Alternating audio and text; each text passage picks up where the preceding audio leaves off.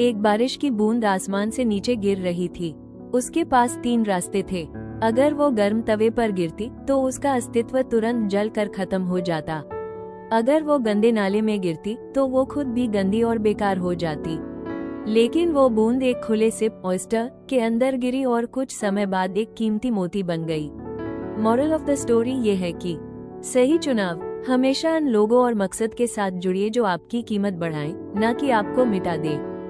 बूंद वही थी, पर उसकी कीमत इस बात से तय हुई कि वो कहाँ गिरी। इससे हमें ये मोटिवेशन मिलता है कि जिंदगी में आपका अस्तित्व इससे नहीं बनता कि आप कहाँ से आए हैं, बल्कि इससे बनता है कि आपने खुद को किसके साथ जोड़ा है।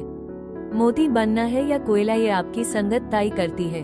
अगर वीडियो पसंद आया हो तो लाइक, सब्सक्राइब, शेयर जरूर करें और नहीं भी आया है कमेंट करके जरूर बताएं।